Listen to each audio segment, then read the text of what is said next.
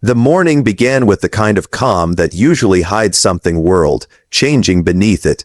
In the financial district of New York, the sky was painted in soft tones of silver and gold. The city still half-asleep as analysts prepared for another ordinary trading day. Mark Reynolds sat at his desk, his tie loosened, his third cup of coffee growing cold beside the glowing monitors. He was a man who'd spent 15 years decoding the unpredictable rhythm of global markets, but what appeared on his screen that morning was something no algorithm could predict. A small line of red text blinked across his central dashboard. RV confirmed Global Reset Live. He stared, confused, then refreshed the page. The same message appeared again, now mirrored across multiple data feeds. Within seconds, alerts began firing from every corner of the trading floor. The room filled with the sound of keyboards clattering, phones ringing, and a rising murmur that felt like the hum before a storm. At first, they thought it was a system error. Glitches happen. Market feeds sometimes spit out strange data before the opening bell. But this was different. The currency charts, normally steady before trading hours, were flickering violently. The US dollar was slipping fraction by fraction, while obscure currencies, the Iraqi dinar, the Vietnamese dong, even the Zimbabwean dollar, were spiking in value with impossible speed. "This can't be real," someone muttered from the far side of the floor. "Check Bloomberg, Reuters, anything." Mark pulled up multiple feeds, and his breath caught when he saw the confirmation repeated across all of them. A new message followed on the official IMF ticker, Global Currency Reset Protocol activated. The room fell into stunned silence. One by one, traders lifted their heads from their screens. The concept of an RV, a revaluation, of world currencies had always been a fringe fantasy whispered in online forums. Economists dismissed it as conspiracy talk, but here it was, flashing across the verified networks that governed global finance. Mark's pulse quickened. He could almost feel the world pivot beneath him, a silent tremor spreading across nations, economies, and bank vaults. Across the ocean in London, trading began with chaos. The British pound wavered against a suddenly powerful Middle Eastern currency that had been nearly worthless the day before. In Dubai, brokers shouted into phones, switching between Arabic and English, trying to lock rates before they changed again. In Frankfurt, systems froze entirely as digital exchanges failed to process the wild fluctuations. And in Baghdad, in a modest government office guarded by soldiers, a small group of men and women watched the same numbers climb across their monitors with trembling hands. "It's live," whispered Dr. Karim al-Zubaydi, one of Iraq's leading financial architects. "After 20 years, it's finally live." He leaned back, exhaling a breath that seemed to carry the weight of generations. The Iraqi dinar, once dismissed, devalued, and laughed at, was now the fastest rising currency on earth. He thought of the long nights spent designing a system resilient enough to survive corruption, war, and foreign manipulation. He thought of the skepticism, the mockery from Western economists who called his country's ambitions delusional. Yet at that moment, screens around the world were proving them wrong. Meanwhile, in Houston, Mark Reynolds tried to process what was unfolding. His phone buzzed nonstop with messages from colleagues across continents. Is this coordinated? Did the Fed authorize this? Check with Zurich. He reached for his headset and called a contact in London, but the line was filled with static and shouts. "We're locked out of trades," the voice said. "Everything's frozen, the system's recalibrating itself." Mark stared again at the rising dinar chart. He remembered years ago when a friend had mentioned investing in Iraqi currency. He'd laughed, calling it the biggest myth since perpetual motion. Now he wasn't laughing. He opened his private account and saw that the tiny experimental purchase he'd made out of curiosity years ago, a small pile of dinar worth almost nothing, was suddenly climbing in value at a rate that defied belief. His heart pounded. Was this real wealth or just digital smoke before a crash? Across America, early investors who had held dinars out of blind faith were waking up to notifications that looked like typing errors. Balances that once read a few $100s now displayed millions. Forums and Telegram channels lit up with messages, disbelief, celebration, panic. "It's happening," someone wrote. "The RV is real." Screenshots flooded social media, showing impossible numbers, exchange rates never before imagined. By mid-morning, news anchors were scrambling to verify the event. On CNBC, a visibly shaken host tried to explain the phenomenon live on air. "We are seeing what appears to be a coordinated currency recalibration across multiple nations," she stammered. The IMF and central banks have yet to release an official statement. The camera cut to a Wall Street correspondent standing amid chaos, traders shouting, screens flashing red and green, alarms blaring in the background. "There's confusion here," he said. "Some believe this is part of a long, planned restructuring of global debt, while others fear it's a cyber attack or systemic breach." But in the quiet corners of the world, small towns, villages, forgotten investors, the story was more personal. A retired veteran in Arizona who had bought dinar notes years ago as a hopeful gamble stared at his phone in disbelief. His granddaughter, sitting beside him, whispered, "Grandpa, are we rich?" In London, a woman who'd inherited a few bundles of dinar from her late husband broke down in tears as her banking app showed her life transformed. Across continents, emotions swung between shock and jubilation. Back in New York, Mark watched the data feed stabilizing. The message on the ticker changed again. Phase 1 complete, revaluation secured. He could barely believe his eyes. He opened his financial blog, a small site he'd maintained for years, and began typing furiously. Asterisk, "This is not a rumor." Asterisk, he wrote. Asterisk, "The global reset has begun. The RV is real." Asterisk, his post went viral within minutes. By the time he looked up, his inbox was overflowing with messages from journalists, investors, and terrified friends asking what to do. He didn't know what to tell them. He didn't even know what to think. Somewhere deep down, excitement wrestled with dread. The world's economic hierarchy had been upended in the space of a few hours. Wealth had shifted from the predictable centers of power to the hands of ordinary citizens scattered across the globe. It was either the greatest redistribution of wealth in human history, or the start of something uncontrollable. As the morning sun climbed higher, a helicopter roared past his office window, heading toward the Federal Reserve Building. Sirens echoed faintly through the streets below. Mark leaned back, closed his eyes, and let the noise fade into the distance. The impossible had happened. The revaluation was no longer theory. It was reality. And deep within him, he knew that when the markets reopened tomorrow, nothing, not money, not power, not the world itself, would ever be the same again. By noon, the pulse of the world had changed. The morning's confusion had turned into a storm of panic, disbelief, and desperate movement. In downtown New York, the sidewalks outside Chase Bank were jammed with people clutching phones and printouts, shouting at clerks who could only shake their heads.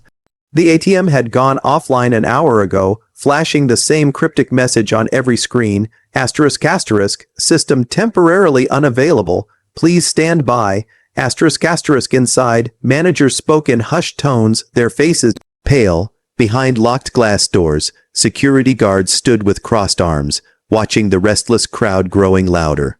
Mark Reynolds left his office and stepped into the chaos. The sound of sirens echoed from several blocks away. His phone kept vibrating, calls from London, Dubai, Singapore, all unanswered. The last update he saw on his terminal before leaving had shown something impossible. The U.S.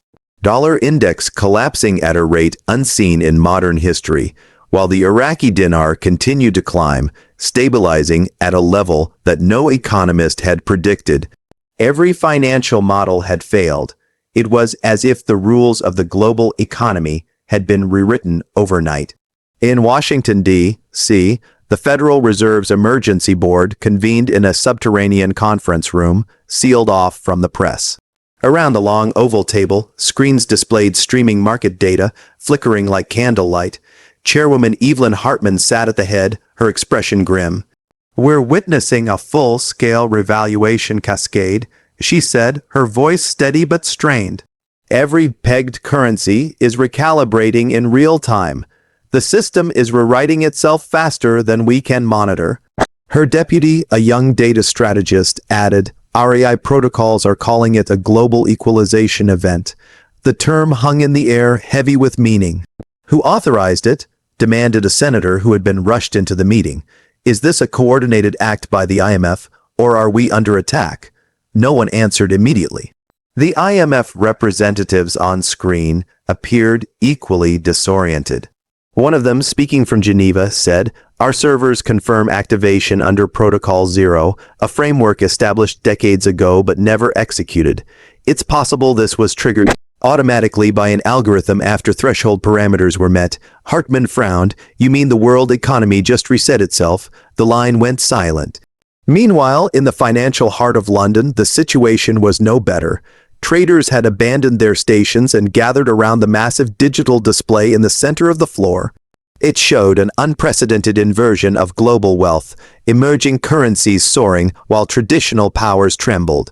Banks were shutting their online portals to prevent liquidity collapse. A senior broker muttered, "We've lost control. The system's been taken over by its own logic." Someone else whispered, "It's the reset, the one they talked about for years." In Baghdad, however, the atmosphere was electrified with triumph. Inside the central bank, cheers erupted as the confirmation came through official channels. The revaluation had been accepted globally. Dr. Karim Beatty stood at the balcony overlooking the courtyard, where hundreds of employees gathered, chanting and waving flags. The scent of victory filled the air. "The dinar has returned to its rightful place," he said quietly to his assistant. "For years, they treated our currency like dust. Today, it stands beside giants." His phone buzzed with congratulatory messages from allies across the Middle East. Oil ministers, investors, and even foreign diplomats wanted to talk. For the first time in decades, Iraq wasn't following the world's economic rhythm. It was setting it. Social media was ablaze. Hashtags like ***, hash global reset ***, hash RV live ***, and hash dinar boom *** trended worldwide. YouTube channels streamed live reactions from investors, economists, and ordinary citizens whose lives were changing in real time.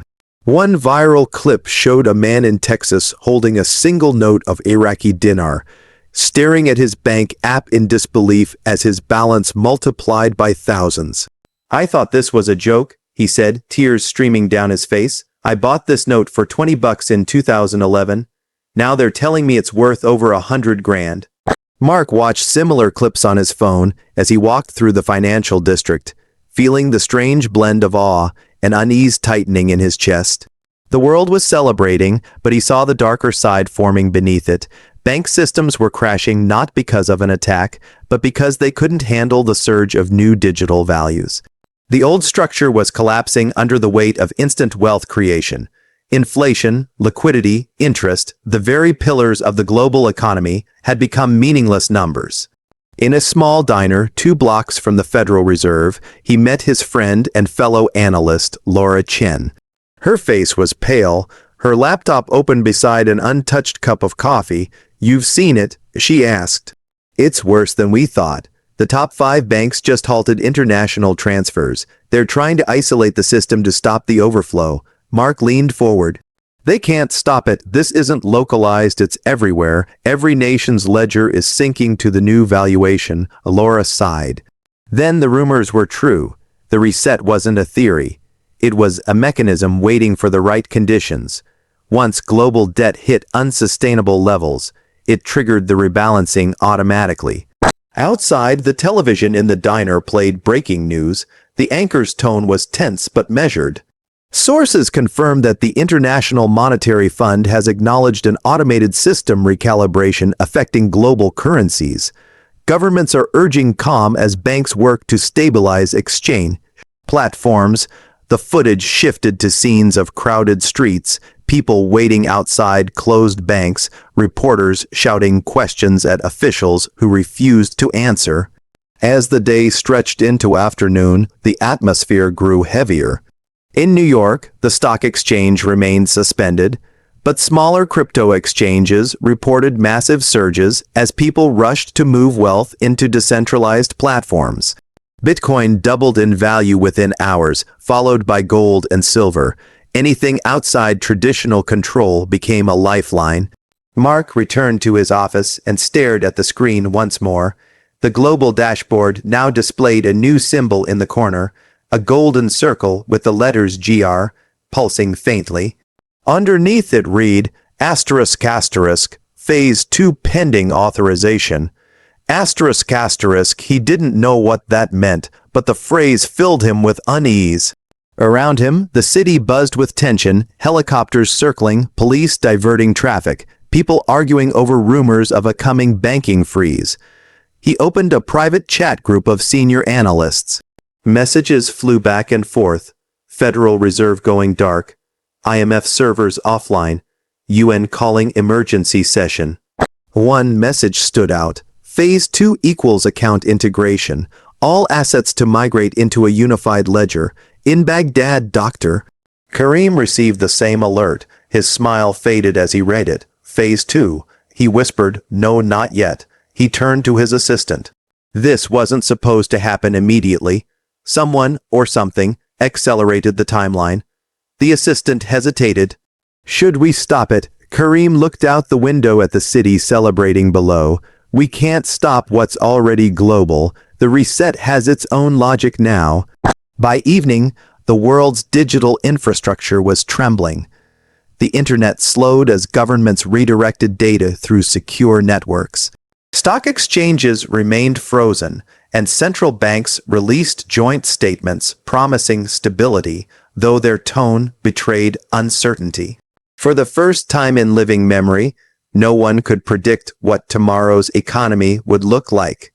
Mark sat by the window, watching the lights of the city flicker in strange rhythm, like a heartbeat syncing with something unseen. He thought of the morning, the disbelief, the excitement, and realized that none of it mattered anymore. The system had crossed a threshold beyond human control, somewhere between code and currency, between greed and hope. The *** global reset *** had come alive. And as night settled over the silent skyline, he couldn't tell if the world had just been saved, or if this was only the beginning of its unraveling. Darkness had settled over Washington, D.C., but the city refused to sleep. Every government building glowed with light, every corridor buzzed with tension, and every phone line burned with urgent conversations that no one wanted to record. When the president appeared on national television that night, the world seemed to hold its breath. He looked composed behind the polished oak desk, the flag standing tall behind him, but the tightness around his eyes betrayed the gravity of what was unfolding. Today marks a new chapter in the global financial order. He began, his voice steady but heavy. We are witnessing a coordinated reset across major economies designed to stabilize, not destroy. I assure every American and every citizen watching worldwide that your assets are secure and the system is transitioning as planned, but outside that calm speech, nothing was secure. In the streets of major cities, people stood in long, unmoving lines outside banks that had gone dark hours earlier. The ATM still displayed the same frozen message, temporarily offline, and digital transactions hung indefinitely, trapped in invisible queues. Inside homes, families huddled around televisions, phones in hand, refreshing their banking apps in disbelief. The numbers shifted, balances froze, and then the screens flickered to an unfamiliar interface displaying a new logo, a golden circle with GR, pulsing faintly in the center. Some thought it was a hack, others whispered it was the new global system taking control. Mark Reynolds sat in his dimly lit office overlooking the city skyline, the glow from his monitors painting his face in blue. His news feed was filled with live updates, theories, and panic. Unified Global Ledger confirmed. One headline read, "Assets migrating under GR protocol," said another. His phone buzzed with messages from friends and colleagues across the world, bankers, economists, even small investors who didn't understand what was happening. The same question echoed through them all. Is this the end of the old world? Mark didn't know how to answer. His personal account had transformed beyond recognition. The small pile of Iraqi dinar he had once dismissed as a novelty had now multiplied his wealth beyond imagination.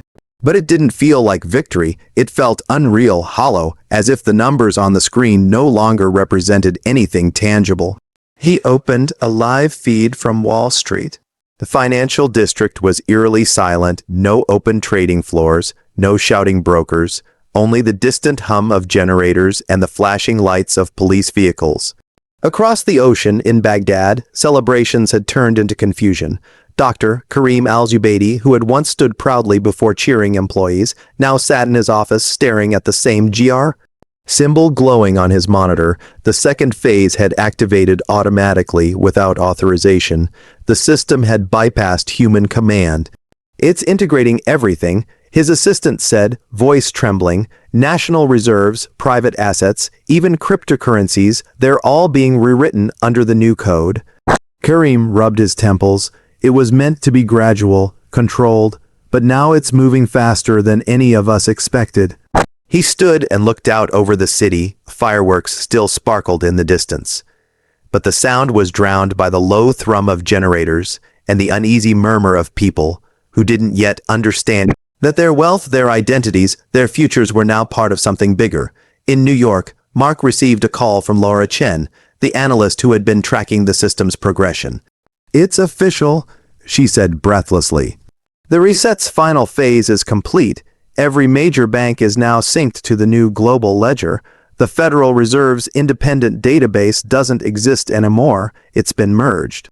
Mark swallowed hard. Merged into what? She hesitated. Into one system, one balance sheet for the entire planet. The words hit him like a physical blow.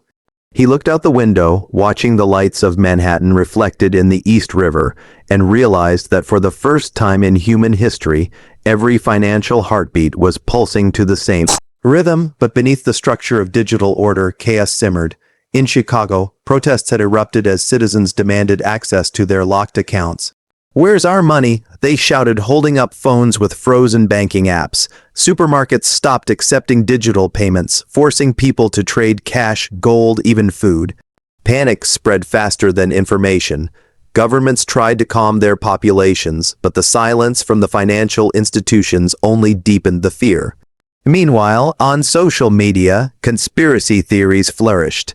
Some claimed the reset was a move toward a one-world government. Others insisted it was divine justice, a redistribution of wealth long overdue. But most people were simply lost, unable to tell whether they had gained or lost everything overnight.